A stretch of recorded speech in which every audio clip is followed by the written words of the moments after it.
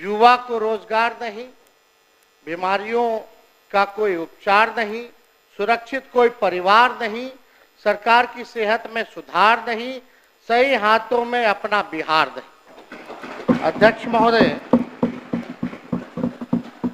सम्राट चौधरी जी उप मुख्यमंत्री हैं महोदय। जब हमने राज्यपाल के अभिभाषण पे चर्चा करते वक्त हमने आंकड़े रखे थे तो उसमें सम्राट चौधरी जी ने राज्यपाल के अभिभाषण पे जब सरकार की तरफ से उत्तर जवाब जब दिया तो हमको नहीं लगता कि इनको हमारी बात और डेटा जो है समझ में आई होगी। अब मुख्यमंत्री जी ने मुरेठा तो निकलवा लिया, फिर भी इनकी दिमाग की बत्ती जली नहीं। अध्यक्ष महोदय, जिम्मेदारी होने के बाद हमको लगता था कि भाई दिमाग की बत्ती जो है जागेगी, लेकिन फिर भी ये स्थिति है। अब सम्राट चौधरी जी साक्षरता दर की बात कर रहे थे। मैंने 3.2 स्कूल ड्रॉप आउट रेट की बात की थी, जो 1989 में 11.4 था महोदय, और आज बिहार का स्कूल ड्रॉप आउट रेट जो है 41% यानी 41% है। लेकिन यह कुछ और ही बोले जा रहे थे महोदय। इनका जवाब हम लोगों ने देखा। साक्षरता दर में बिहार 1961 में फीसदी था और आज 2025 में भी देश में सबसे कम साक्षरता दर बिहार में ही है महोदय। यानी 1961 से लेकर के 25 में पहले भी जो है फीसदी था और आज भी देश में सबसे कम है महोदय। 1961 में भी बिहार की प्रति व्यक्ति आय देश में सबसे कम थी और आज 2025 में भी सबसे कम है महोदय। इन्होंने अपने उत्तर में अभी भाषण जो राज्यपाल का था उसमें लौंडा नाच का ये जिक्र कर रहे थे महोदय। ये उस समय उसी कैटेगरी में शामिल थे, ताली पीटने में। और लौंडा नाच महोदय वो तो बिहार की समृद्ध सांस्कृतिक विरासत है महोदय। हम सब लोगों के भिखारी ठाकुर हमारे धरोहर है महोदय, उसका ये लोग मखौल उठा रहे थे। भिखारी ठाकुर जी को कौन नहीं जानता? शेक्सपियर और भोजपुरी उनको कहा गया है। ये उनको जो है मखौल उड़ाना विनय बिहारी जी है। जरा पूछिए कि क्या हमारी संस्कृति नहीं है, सभ्यता नहीं है? उसका ये लोग मखौल उड़ाने का काम कर रहे हैं। और इन्होंने क्या बोला महोदय?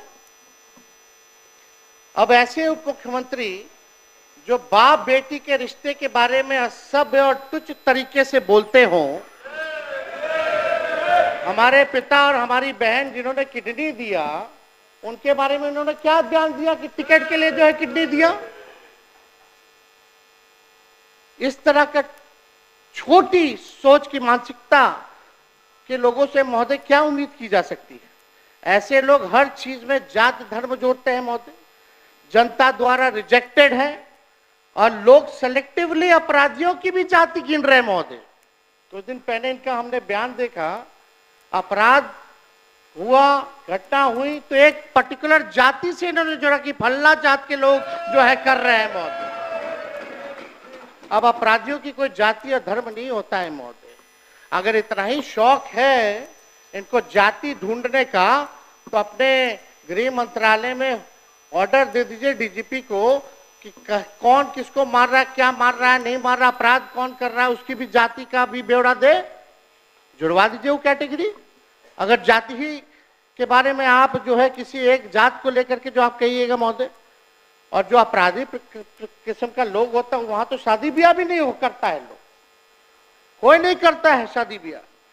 बिहार सरकार को चाहिए कि हर अपराध पर अब मरने वाले पीड़ित की भी और मारने वाले हत्यारे की जाति सार्वजनिक करे महोदय। पता चल जाएगा, जरा जाने। अगर आप उसी सोच के हिसाब से अगर आप देखने का काम करते हैं महोदय, तो महोदय हम बजट पे भी बोलना चाहेंगे महोदय। थोड़ा देश का 1947 का भी बजट का आकार क्या था, बिहार का क्या था, उस पर भी हम चर्चा करना चाहेंगे। आज जो सरकार में जो लोग बैठे हैं इनका तो कोई मतलब नहीं था, उस समय तो कहीं थे नहीं। आजादी के समय, आजादी में इनका कोई योगदान नहीं था महोदय। जब 1947 में जब देश आजाद हुआ, जब अंग्रेज गए, तब खाने को देश में खाने को अन्न नहीं था महोदय, खाने का भूखमरी के हालात थे महोदय। जब अंग्रेज गए तो उस वक्त देश का साक्षरता दर 12% था। भारतीयों की औसत आयु 32 साल थी महोदय। और भारत के पहले बजट का साइज कुल 197 करोड़ था। अब 2025-26 के बजट का साइज 50 लाख करोड़ रुपए है महोदय। 1952-53 में के वित्तीय वर्ष में बिहार विधानसभा में 30 करोड़ रुपए का वार्षिक बजट पेश किया गया था। 52-53 में बिहार का 30 करोड़ का पेश किया गया था। जब आदरणीय गरीबों के मसीहा आदरणीय लालू जी मुख्यमंत्री बने 1990 में, तब बिहार का बजट लगभग 3000 करोड़ था महोदय। और 2005-06 में जब सौंप करके गए, तब बिहार का कुल आंकड़ा यानी 28,000 करोड़ करके के गए महोदय। 3000 से 28,000 करोड़, यानी लगभग 9.5 गुना बजट राजद शासन काल में बढ़ा। 2005 से 2024-25 विगत वर्ष के आपके शासन में 28,000 करोड़ से बढ़कर 2,78,000 करोड़ हुआ, यानी लगभग वही 9.5 गुना बढ़ा। तो किस बात का आप लोग पीठ थपथपा रहे हैं? ये तो बढ़ता ही रहेगा, आप रहे या कोई रहे। बजट तो लगातार, ये तो परंपरा क्या, ये तो होता ही रहना है, बढ़ता ही रहेगा। इसमें आपने कौन सा तीर मार लिया? जो बार बार जो आप लोग कहते हैं कि भाई इतना बजट का साइज कर दिया, अब 3,17,000 करोड़ रुपया कर दिया, इसी से सब जो है टेप रिकॉर्डर बजाया जा रहा है कि बड़ा विकास किया। इस साल चुनावी वर्ष होने के कारण अचानक से 24-25 और 25-26 में, यानी एक साल में महोदय 3,17,000 करोड़ का तो बजट था, यानी एक साल में 39,000 करोड़ का आपने वृद्धि बना दिया। हम जानना चाहते हैं, एक साल के अंदर 39,000 करोड़ आप बढ़ा कैसे दिए? बिहार का रेवेन्यू कहां से इतना फायदे में रहा है? बिहार जो आप बढ़ा दिए, ये कहां से आंकड़ा लाए हैं? बिहार को कितना फायदा हुआ है जरा ये बता दें, या बिहार कर्ज में है ये बता दें। तो आप चुनावी वर्ष है तो एक साल में आपने 39,000 करोड़ जो है वो बना दिया, वृद्धि कर दी गई, जिसका कोई आर्थिक या प्रशासनिक आधार ही नहीं है महोदय। क्या आपका राजस्व 39,000 करोड़ बढ़ा है? हाँ या ना बताइएगा अपने उत्तर में। 39,000 करोड़ बढ़ा है कि नहीं बढ़ा है? और कहां से बढ़ाया जरा ये भी बताइएगा, स्रोत क्या था अगर बढ़ा है तो? इतना बजट बना रहे हैं लेकिन महीनों से शिक्षकों, प्रोफेसरों, कर्मचारियों और संविधिकों को देने के लिए पैसा नहीं है सरकार के। ये अध्यक्ष महोदय सच्चाई, सत्ता में आप रहे या कोई रहे,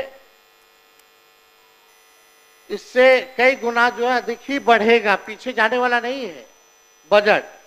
हमारे समय में यानी राजद के समय में इन्फ्लेटेड बजट नहीं होता था, अब तो सारा इन्फ्लेटेड बजट है महोदय, बनाते हैं। विगत वर्ष में 60% जो है बजट का पैसा ये खर्च नहीं कर पाते, 60%।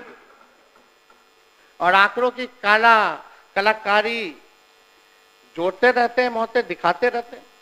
लगातार 20 वर्षों में शासन के बावजूद बिहार आज भी केंद्र सरकार पर आर्थिक रूप से निर्भर है महोदय।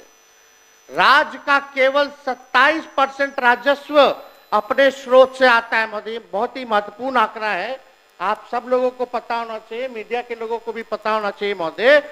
बिहार का केवल 27% जो है अपना राजस्व से आता है, जबकि गुजरात का 73%, तमिलनाडु का 76%, अब बगल का पड़ोसी उत्तर प्रदेश का 46% है महोदय, जिसका अपना रेवेन्यू है महोदय। यह स्थिति है।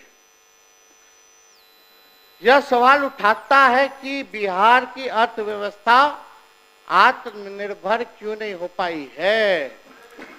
आप आत्मनिर्भर की बात करते हैं, बिहार की अर्थव्यवस्था को तो पहले आत्मनिर्भर कीजिए। अब बहुत ही महत्वपूर्ण बात है, मंत्री हैं सरकार में, सब लोग बुजुर्ग हैं, बुद्धिजीवी लोग हैं, बड़बोले लोग हैं, झूठ बोलने वाले लोग हैं, सब लोग बैठे हुए हैं यहाँ पे महोदय। बजट हुआ महोदय, लेकिन ये नहीं बताया कि बिहार पर कर्ज कितना है, बिहार के प्रति व्यक्ति लोगों पर कर्ज कितना है। तो हम बता दें 24-25 का, यानी पिछले ही वित्तीय वर्ष तक कितना कर्ज था। 3 लाख बिहार पर कर्ज, सुन लीजिए, 3,19,618 करोड़ रुपए बिहार पर कर्ज है। यानी प्रत्येक एक बिहारी पर लगभग 25,000 का कर्जा है। अब आप बताइए, ये जिक्र करना चाहिए था ना, उपलब्धि में आपको गिनाना चाहिए था ना कि कितना कर्जदार आपने, माननीय मुख्यमंत्री नीतीश कुमार जी, विकास पुरुष, डबल इंजन की सरकार में आत्मनिर्भर अभी भी नहीं हो पाए, सब बताना चाहिए था। क्या प्रति व्यक्ति आय है। आरबीआई, एजी और राज्य सरकार के ही स्रोतों की माने तो बिहार देश के सबसे अधिक कर्ज लेने वाले राज्यों में शामिल हो गया है महोदय। बिहार का कर्ज हर साल बढ़ रहा है और बिहार के कुल कर्ज में हर साल की वृद्धि 10% की होती है, जबकि राजस्व बिहार का जो है उसकी बात करें तो 5% के आसपास ही इजाफा होता है, 10% जो है आप लोग कर्ज लेते हैं। क्या क्या क्या बना रहे हैं आप लोग बजट का भाई? कितना कर्ज आप लोगों ने डाल दिया। बिहार के जीडीपी का कुल कर्ज 38.6 तक पहुंच गया है। बढ़ते कर्ज के कारण हर साल बिहार को सूद के रूप में बड़ी राशि चुकानी पड़ रही है महोदय। अपने बिहार पर इतना कर्ज बढ़ा दिया है कि बिहार में कुल बजट का 7.5% पैसा ब्याज चुकाने में जा रहा है, जो लगभग 20,526 करोड़ सालाना होता है। आप सोचिए, हर दिन प्रतिदिन 56 करोड़ रुपए कर्ज का सूद में, यानी ऋण में जो है ब्याज में बिहार सरकार दे रही है। ये सच्चाई है महोदय। और आप ये क्यों नहीं बताते हैं कि 2005 में बिहार की प्रति व्यक्ति कर्ज कितना था और प्रदेश का कुल कर्ज कितना था, ये भी जरा बताना चाहिए महोदय। तो ये तो बताए नहीं, लेकिन आप समझिए अध्यक्ष महोदय, ये तो कर्ज हमने केवल जो है बताया 3,19,618 करोड़ का, ये पिछला वित्तीय वर्ष का है। इस वित्तीय वर्ष का जुड़ेगा तो हो सकता है इस बार तो बढ़ोतरी भी इन्होंने की है 39,000 करोड़ की।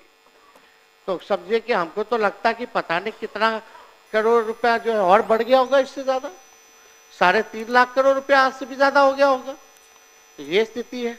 तो ये अध्यक्ष महोदय, ये सारी बातें तो ये बताई नहीं है।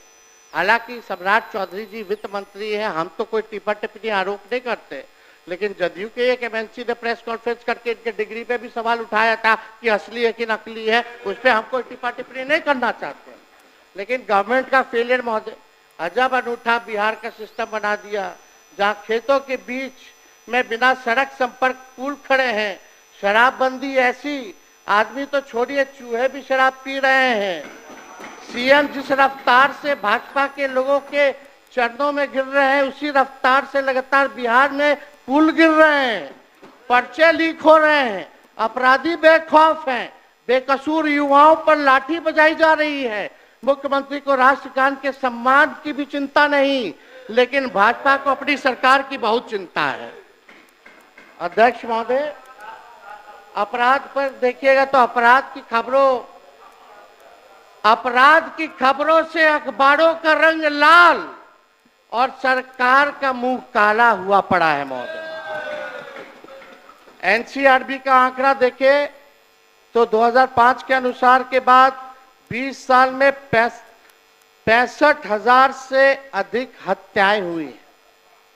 20 साल का इनका शासन का 65,000 से ज्यादा हत्याएं हुई हैं, 25,000 रेप हुआ है, 1 लाख किडनैपिंग हुई है, 3 लाख चोरियां हुई हैं महोदय। ये स्थिति अपराध की है।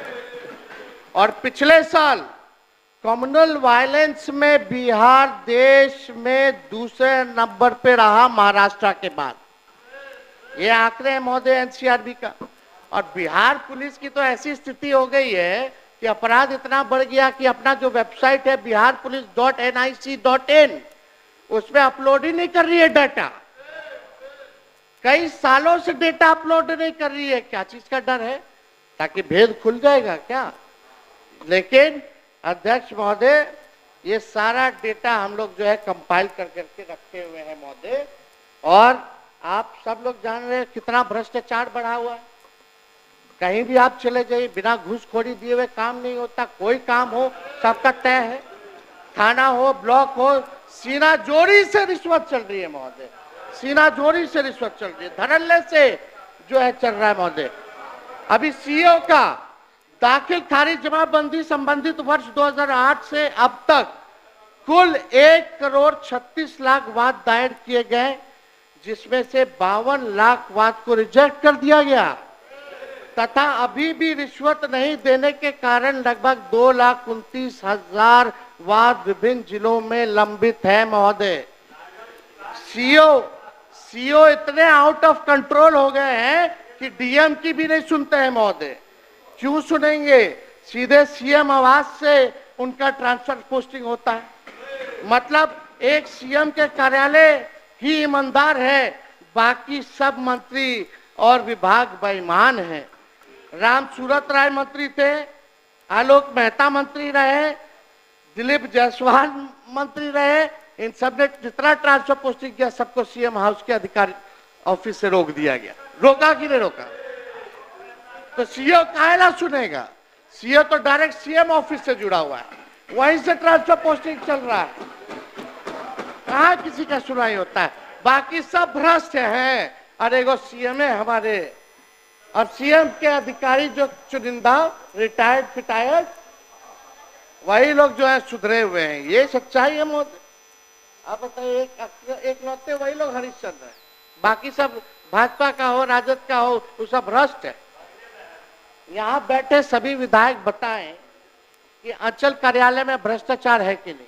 सब किसी से नहीं छुपा है। बिना रिश्वत दिए हुए दाखिल खारिज नहीं हो रहा, ये सच्चाई है। लेकिन हम सबको आश्वस्त करते हैं, जब हमारी सरकार आएगी यही अधिकारी बैठकर नहीं बल्कि खड़े होकर बिना रिश्वत दिए आम जनता का काम करेंगे। अरे जिस शासक का इकबाल खत्म हो जाए तब उसकी तो आदेशपाल और चौकीदार भी नहीं सुनता महोदय। मुख्यमंत्री जी का इकबाल अब खत्म हो चुका है महोदय। बिहार में यही हो रहा है। आप देखिएगा, बिल्डिंग मेंटेनेंस के नाम पे महोदय, हाउस कीपिंग रख रखाव के नाम पे 583 करोड़ रुपए खर्च किए जा रहे हैं। समझ रहे हैं? खाली रख रखाव के लिए। विकास भवन हो, विश्वेश्वरैया भवन, Sardar Patel Niyojan Bhavan, Samrat Ashok convention centre, Bapu tower, Rajgir convention centre, Bihar museum, सचिवालय परिसर के साफ सफाई को लेकर के, यानी जीएसटी 18% मिला दो तो 688 करोड़ रुपए सालाना केवल रख रखाव और पोछा साफ करने के लिए जो है खर्चा किया जा रहा है। यह काम प्राइवेट कंपनियों को दिया गया है, जिसमें इनके अधिकारी और नेताओं का कमीशन है। मैं बताता हूं कि किस भवन पर कितने खर्चे हैं महोदय। अब आप देखिए महोदय, बिहार म्यूजियम का प्रोजेक्ट का कॉस्ट 500 करोड़ रुपया और साल में साफ सफाई के लिए 30 करोड़ रुपया। सरदार पटेल भवन का प्रोजेक्ट कॉस्ट 305 करोड़ और साफ सफाई के लिए लगभग 16.5 करोड़ हर साल। आप बैठ जाइए ना, बैठ जाना, बैठ जाना।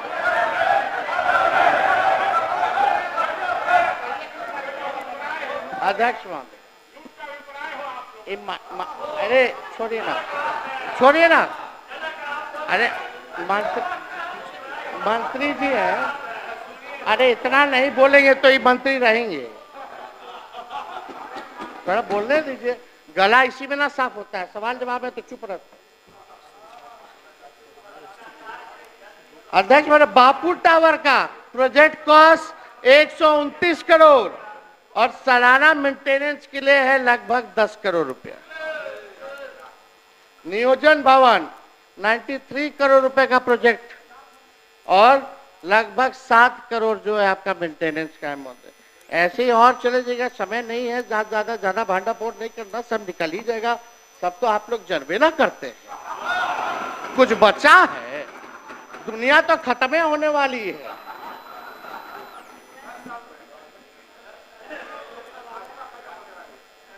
महोदय, अस्पतालों में रुई है तो सुई नहीं, सुई है तो रुई नहीं। स्वास्थ्य सेवाओं में अभी 49% पद खाली है। मैंने स्वास्थ्य मंत्री रहते हुए 20 अगस्त 2023 को, सुन लीजिए, 20 अगस्त 2023 और 24 जनवरी 2024 को 1,31,793 नए पदों का सृजन संबंधी संचिका पर हस्ताक्षर कर नए पद सृजित किए थे। लेकिन एक हफ्ते बाद हमारी सरकार गिर गई और अभी स्वास्थ्य विभाग और वित्त विभाग में धूल फांक रहा है महोदय। ये फाइल पब्लिक हेल्थ कैडर का देख लीजिएगा, हम तारीख बता रहे, रिकॉर्ड है।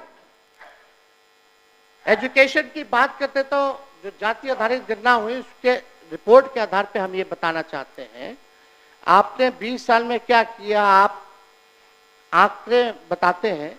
वही आंकड़े जो हमारी पहली जो जातिगत आर्थिक सर्वे के सामने जो आया, शायद आपने पढ़े भी होंगे, नहीं भी पढ़े होंगे, कोई अधिकारी बताया कि नहीं बताया हमको नहीं पता, लेकिन अनुसूचित जाति की कुल आबादी का सिर्फ 0.015% तथा अत्यंत पिछड़े वर्ग के सिर्फ 0.005% ही लोग डॉक्टर हैं। यानी इन वर्गों में मेडिकल एजुकेशन प्राप्त करने वालों की संख्या आधे से आधा प्रतिशत भी नहीं है। अनुसूचित जाति की कुल आबादी का सिर्फ 0.1% तथा अत्यंत पिछड़े वर्ग की सिर्फ 0.16 इंजीनियर हैं, मात्र इंजीनियर। यानी इन वर्गों में भी इंजीनियरिंग करने वालों की संख्या आधा प्रतिशत या उनसे भी प्रतिशत में कम है महोदय।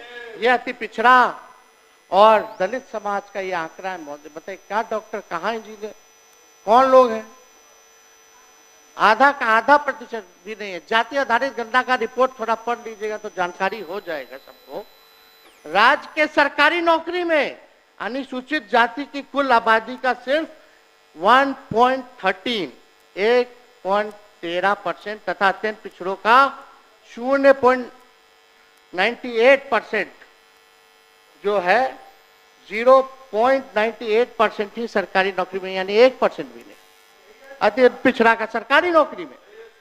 मेडिकल एजुकेशन और इंजीनियरिंग छोड़िए, समान स्नातक भी इन वर्गों के बहुत कम है महोदय। और आप एनडीए के लोग अमृत काल सेलिब्रेट कर रहे हैं। किसका अमृत काल है?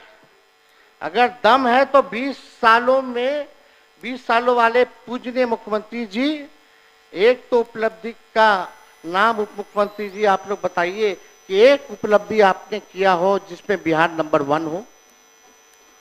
एक उपलब्धि बताइए जिसमें बिहार नंबर 1 हो। ये 20 साल आपका बिहार इतिहास में गायब काल के नाम से जो है जाना जाएगा। बीजेपी के लोग जो है बार बार जो है टिक्का टिप्पणी करते रहते हैं। आप लोग तो पिछलगुए बन करके रहिएगा, आप लोगों के पास तो कोई चेहरा नहीं है, लटकने बन के रहिएगा। अटल जी का तो सपना आप लोग लायक नहीं है कि पूरा कर दे। अगर है तो एक बार कभी कभी अकेले लड़ लिया जाए चुनाव, हम भी अकेले लड़ लें, देख लिया जाएगा कि किसमें किसका कितना जनाधार है, किसमें कितना दम है, जनता किसके साथ है। अब बीजेपी के लोगों बताओ, यहाँ डिप्टी सीएम दोनों बैठे, हम उन्हीं से पूछना चाहते, क्या बिहार ने जून 2013 से लेकर जुलाई 2017 तथा अगस्त 2022 से लेकर जनवरी 2024 तक कोई विकास किया कि नहीं किया? बताइए, किया कि नहीं किया? वो बोलेंगे तो भी फंसेंगे, नहीं बोलेंगे तो भी फंसेंगे, ऐसी स्थिति है। वो क्या बोलेंगे? हम ही लोगों के ना बजटवा पढ़ रहे थे। 7 निश्चित 2015 का चुनाव के बाद से ना शुरू हुआ। जाति आधारित गणना हमारे वक्त हुई ना, नौकरी हम ही लोग के समय ना मिला, स्पोर्ट्स पॉलिसी, टूरिज्म पॉलिसी सब तो हम ही लोगों के टाइम में बना। तो काम तो हुआ कि नहीं हुआ? बताइए। आप लोग जब विपक्ष में थे तो काम हुआ कि नहीं हुआ? खैर छोड़िए, क्या बोलेंगे ये लोग, बोलने के लिए कुछ है थोड़ी। जून 2013 में, चलिए ये बता दीजिए, जून 2013 में आपको छोड़ा, लेकिन उससे कई महीने पहले ही सरकार काम का ठप हो गया था। फिर मांझी जी को बनाया गया, उनके हाथ बांध दिए, इनके मंत्री कैबिनेट की बैठक में नहीं जाते थे, फिर उनको हटाना था तो गवर्नेंस का काम काज ठप कर दिया। फिर 2017 में हमसे अलगाव करना था तो काम काज ठप कर दिया। फिर 2022 में आपसे अलगाव करना था तो गवर्नेंस ठप हो गया। फिर 2024 में वही, यह अस्थिर दिल, दिमाग और विचार की निशानी है और व्यक्तिगत महत्वाकांक्षा तथा स्वार्थ की प्रकाष्ठा है महोदय मुख्यमंत्री जी का, ये समझना पड़ेगा। अब सेंट्रल गवर्नमेंट को पता नहीं क्या बिहार से तकलीफ है, एक कारखाना दिया नहीं बजट में, और जो यहाँ बेगूसराय में जो हमारा मक्के का अनुसंधान बीज केंद्र था उसको भी ये लोग भिजवाने का काम कर दिए बाहर कर्नाटका। वो तो हमने मामले को उठाया, अब वहीं के केंद्र मंत्री हैं, उन्हीं का क्षेत्र है, गिरिराज सिंह जी, पता नहीं दिसंबर का चिट्ठी है, आप नहीं बोले, आप चुप रहे, बिहार से बाहर किया गया। दर्जन भर केंद्र मंत्री है, राज्य मंत्री है बिहार का, वो लोग चुप रहा, सांसद लोग चुप रहा, क्यों चुप थे आप लोग?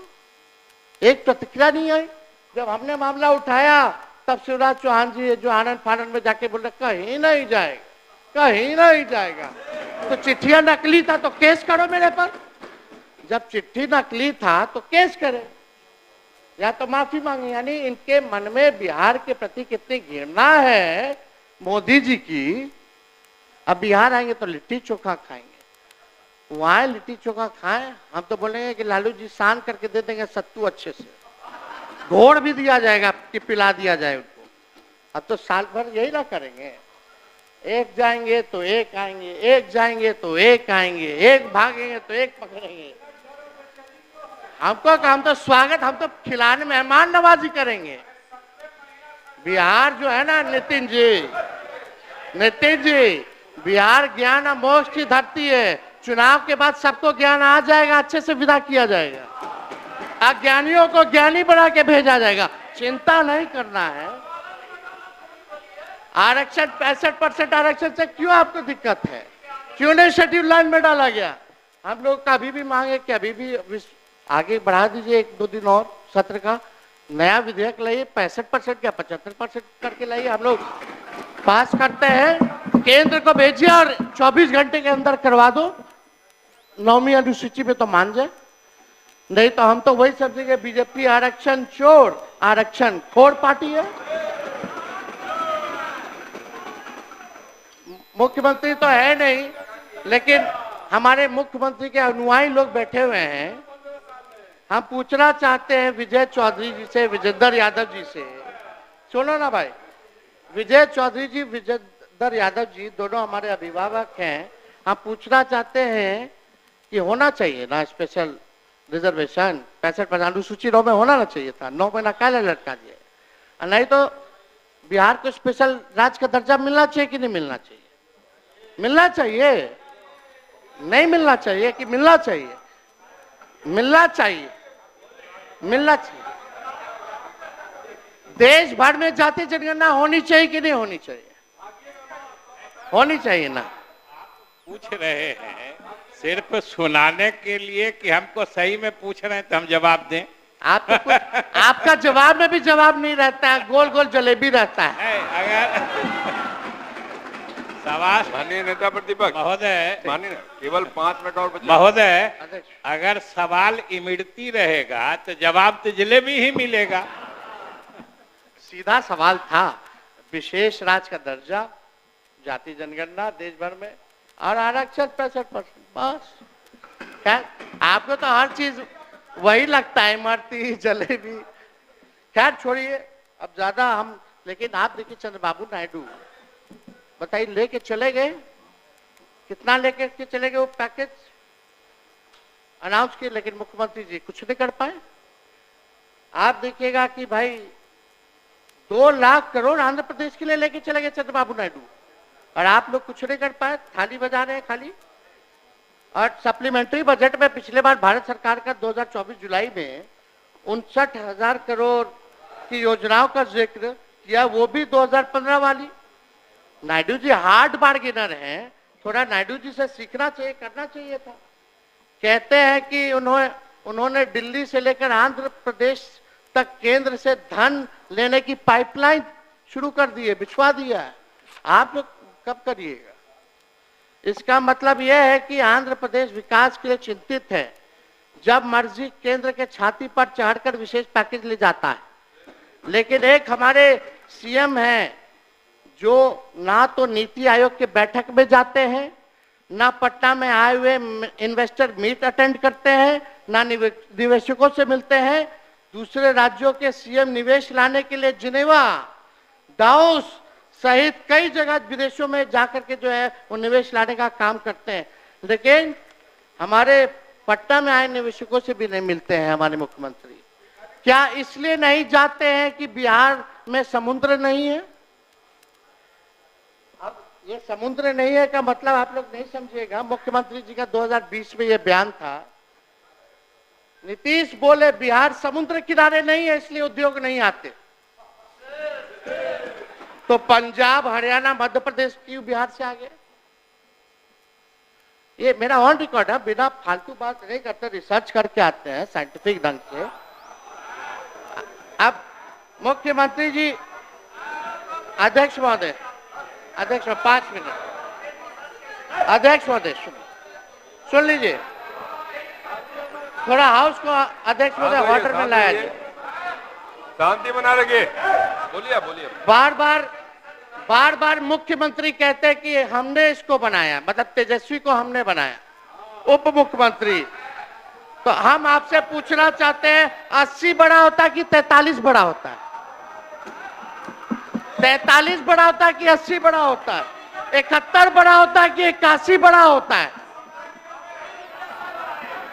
बताइए, गजब विडंबना है महोदय। बैठिए बैठिए, बोलने दीजिए। विजय सिन्हा जी और सम्राट चौधरी जी, आपकी बड़ी पार्टी है ना कि छोटी पार्टी है?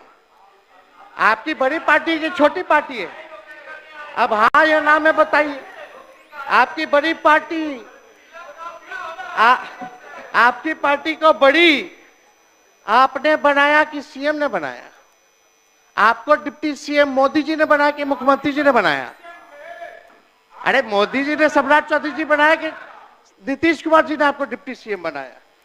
और हम लोग अगर समर्थन पत्र नहीं देते तो इनको गवर्नर बुला लेते क्या वोट लेने? हमारा अधिकार है। हाँ, तो हम बनाए। सृष्टि की संरचना ही 2005 के बाद से हुई। नहीं रहेंगे तो दुनिया खत्म हो जाएगा। मुख्यमंत्री बोल रहे थे कि टेलीफोन, आईपैड, कंप्यूटर खत्म करो। अब बजट ही पेश कर रहे थे तो दिखाने के लिए आईपैड ला करके दिखा। गजब हाल है। आप संक्षेप करिए। अध्यक्ष महोदय, तो हम तो अब ज्यादा नहीं, हम लोगों की हैसियत नहीं है बनाने की, जनता मालिक बनाती है सबको। मुख्यमंत्री जी को पता होना चाहिए। मुख्यमंत्री तो अपने सहूलियत के हिसाब से जो अपना नजरिया बदल लेते हैं महोदय।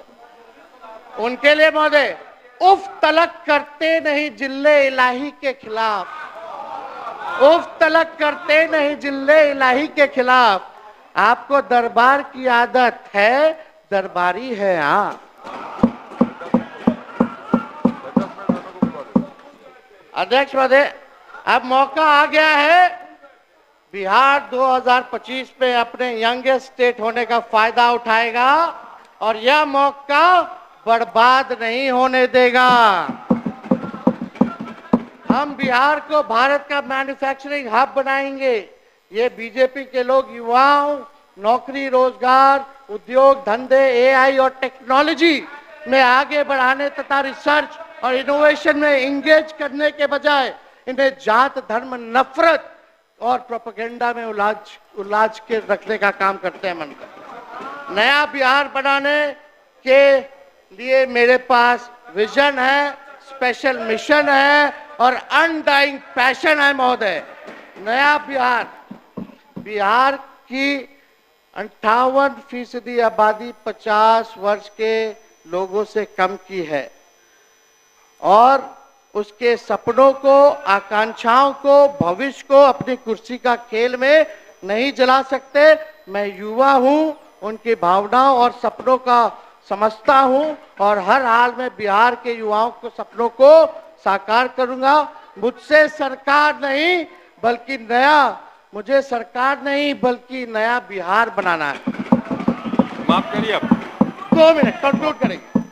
मैं युवाओं की तरफ से इस रूढ़िवादी और आउटडेटेड सरकार को बस इतना ही कहकर अपनी बात को खत्म करना चाहूंगा। ना दबाव पांव से घास के तिनके को अदना समझकर, उड़ के पड़ जाए अगर आंख में तकलीफ बड़ी होती है।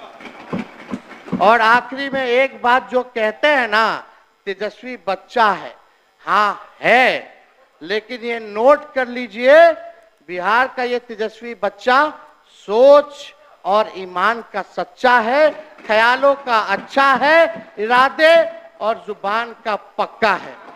बहुत बहुत धन्यवाद। श्री तारकिशोर प्रसाद, आपके पास 10 मिनट का समय, तारकिशोर जी।